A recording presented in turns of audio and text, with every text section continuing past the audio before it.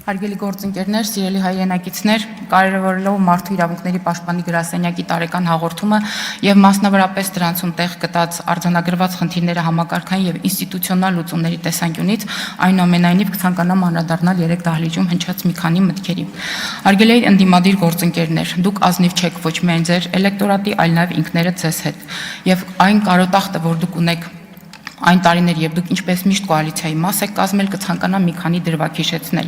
Ձեր առաջնորդը առաջին նախագահի հրաժարականից հետո օրենքի կոպտագույն խախտումով առաջադրվեց եւ իբր ընտրվեց Հայաստանի Հանրապետության նախագահ։ Իսկ թե նա ինչպես էր վերաբերում Հայաստանի Հանրապետությանը, պետական ինստիտուտներին, Հայաստանի իշխանություններին, ամփոփված է թերևս նրա երկու ինքնախոստովանական արտահայտության մեջ։ Ես նրան ասացի, որ քեզ որպես շեֆ չեմ ընդունելու։ Խոսքը առաջին նախագահ Լևոն Տեր-Պետրոսյանի մասին էր։ Եվ բոլորովին վերջերս ասված մի միտք, թե 44-օրյա պատերազմը սկսել էին հայերը, Հայաստանի իշխանությունները, հայկական կողմը, դատողությունները թողնում եմ ձեզ։ Այստեղ պաթոսախեղտ խոսում եք պատասխանատվությունից եւ հատկապես քաղաքական պատասխանատվությունից։ Մարտի 1-ն եք մեջ բերում եւ հիշատակում միայն ձեզ հայտնի կոնտեքստում։ Ես այսօրվա պես հիշում եմ, թե ինչպես մարտի 1-ի արյունալի սպանդից 10 զոհերից բանակը ժողովրդի դեմ հանելուց հետո հրապարակվեց հրաշալի քառյակի լուսանկարը, գող, ինքնաբավ, անհասկանալի ժպիտները դեմքներին, շամպայնի բաժակները ձեռքներին, անհասկանալի էր թե ինչն էին տոնում եւ հայտարարեցիք, որ դուք կիսում եք մարտի 1-ի քաղաքական պատասխանատվությունը։ Բա որ դուք մեղավոր չէիք, դուք չգիտեիք, թե ժողովրդի դեմ ինչ է գծագրվում։ Դուք այդ որոշումներին մասնակցություն չէիք ունեցել, բայց ինչ քաղաքական պատասխանատվություն էիք կիսում։ Սերժ Սարգսյանի կողքին ինչու էիք կանգնել։ Բա որ այդքան շահագրգիռ էիք մարտի 1-ի դեպքերի բացահայտմամբ, կոալիցիայի մաս էիք կազմել, իշխանության մաս էիք կազմել, բա ինչու շահագրգիռ չեղաք այդ նույն ինտուզիազմով բացահայտելու այդ դեպքերը, թե 2-3 նախարարի պորտֆելը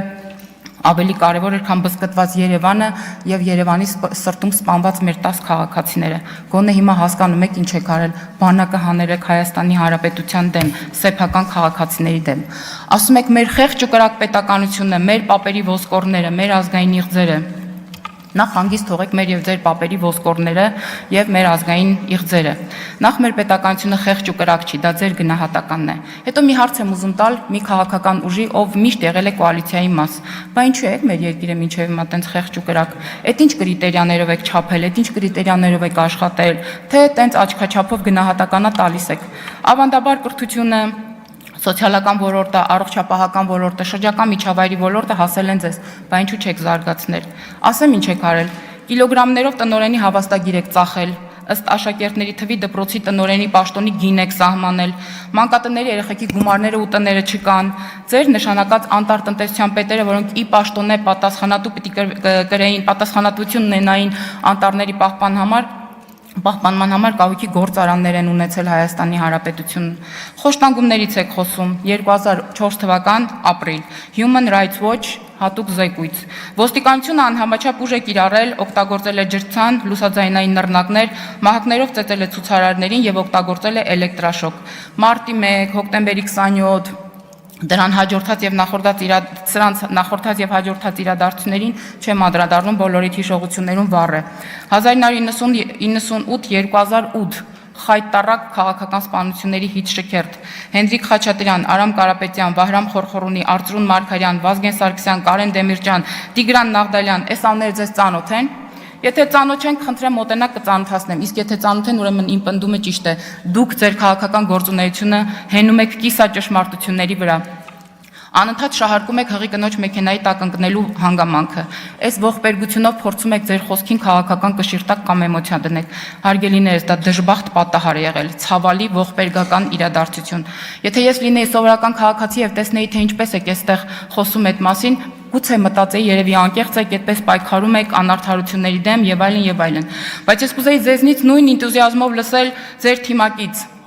կուսակցական Կարքին Մարտ եւ սկզբունքային ղեկավար Հրաչ Մուրադյանի սպանության մասին։ Դասական քաղաքական սպանություն, ծպտուն չեք անել, ոչ այն ժամանակ, ոչ հիմա։ Մի անգամ ասացի նեղվել եք, մի անգամ էլ ասեմ էլի նեղվեք։ Հրանտ Մարգարյան, եթե Հայաստանի Հանրապետության իրավապահ համակարգը չպատժի նրան կպատժի Դաշնակցության Աստվածը։ Եղամ Մանուկյան։ Պահանջում ենք արդար քննություն, այլապես դաշնակցականի ձեռքը չի դողա։ Կա այստեղ ասելու բան։ Եթե կա, եկեք ասեք, եթե չկա, ուրեմն այլ թեմաներից մի խոսեք։ Մի հիվանդություն կա է, անունը ամնեզիա է, հատկապես պատուհասում է այն մարդկանց, ովքեր տարիքով պայմանավորված որոշակի առողջական խնդիրներ են ունենում։ Դուք անդադ հիշատակում եք ձեր կուսակցության երկարամյա, 100-ամյա, 120-ամյա հետագիծը։ Ես մտածում եմ, որ այս հիվանդությունը թերևս ձեզ էլ է պատուհասել, եւ դուք նույն կերպ եք մտածում նաեւ Հայաստանի Հանրապետության քաղաքացիների մասին։ Մտածում եք հանրության հիշողությունը կարճ է, մեր քաղաքական գործողություններն էլ հենենք այս process-ի վրա։ Ցավում եմ, որ դուք Հայաստանի Հանրապետության պատմության մեջ շատ կարևոր տեղ ունեցած ազգային կուսակցությունը քաղաքական սուբյեկտից վերածել եք քաղաքական մասովկայի։ Վկայություն բերեմ։ Գյումրու քաղաքապետի ընտրություններին ձեր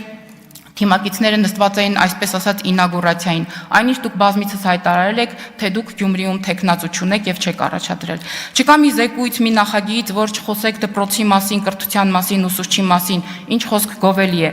Իսկ ինչու չէիք խոսում այդ նույն ուսուցչի մասին, երբ նրան դարձրել էին ընտրակաշարք բաժանող, ընտրակեղծարար, արատավոր համակարգի մաս։ Լռում էիք, որտեղ համաձայն էիք, որտեղ ձեր շահն էլ էր սպասարկում։ Լռում էիք, երբ հանրապետական տնօրենները եւ ոչ միայն վաստակաշատ ուսուցչին իր հանձնարարությունները չկատարելու համար ասում էր, այդ դիպլոմները կգցեմ զուգարանը, գնա ցուցակ բեր։ Լռում էիք, երբ ամեն անգամ ընտրությունից հետո զանգվածաբար ուսուցիչներին ազատում էին աշխատանքից։ Նույնիսկ եղել է դեպք, երբ դատավորը տեսնելով թե ինչ խնդիր է լուծում ուսուցիչը, իր գրպանից վճարել է տվյալ ուսուցչի փաստաբանի գումարը, բայց ասել է, որ չի կարող ապահովել բավարարել հայցը, քանի որ վերևից էին ասել։ Իսկ վերևից ասում էր մարզի բդեշխը, մարզպետը, կամ մի քիչ ավելի ներքև քաղաքապետը, ոնց որ հանրապետական կուսակցականներից մեկն էր ասում, պոլիփեդելնի մերելնի, պոլիփեդերի հետ, չգիտեմ, ինչ որ ասոցիացիան շատ է։ Հիմա մեր երեսով եք տալի 300 դպրոց եւ 500 մանկապարտեզ կառուցելու մեր ծրագիրը։ Դուք այդքան դուռ ու լուսամուտ, աթոռ չեք արել, այդքան պատուհան չեք փոխել, այդքան դասասենյակ չեք նորոգել, որքան մենք դպրոց ու մանկապարտեզ ենք կառուցում։ Լավ է, որ խոսում եք դուք լուրջ եք։ Ասում եք ոստիկանությունը վատն է, խոշտանգումներ կան, այո, վատն է, խոշտանգումներ կան։ Մենք այս մասին հայտարարում ենք, բայց ես կուզեի լսեի ձեզնից այն ժամանակ ոստիկանների գործունեության մասին եւ ոստիկանը կանգնում է շքամուտքում, որպիսի մարդը քաղաքացին ընտրակեղծարարը տաներ եւ ընտրակաշարքը բաժաներ, բայց ինչի չէիք խոսում։ Այդ նույն ոստիկաններին բարեփոխելու համար 1000-ումի ծրագիր ենք անում։ Այսինքն, երբ որ ձեր շահերն են սպասարկում ոստիկանները լավն են, բայց երբ որ պետական ինստիտուտներն են պաշտպանում եւ հասարակական կարգը վատն են։ Եվ վերջում ասացիք, որ Հայաստանի Հանրապետությունում ժողովրդավարություն չկա։ Ուրեմն ավելի դիպուկ այս ձեր ասածներին, քան ձեր վաղամերիկ գործընկերն է ինչ որ մի ժամանակ ասել չկա։ Ուրեմն եթե Հայաստանի Հանրապետությունում ժողովրդավարություն չլներ, հաշվի առնելով ձեր կեղտոտ ձևակերպումները, ձեր վիրավարական խոսքերը, ձեզ դալաններում այնքան կծեծեին, որ դուք ստիպված կարտագաղթեիք։ Արթուր Խաչատրյան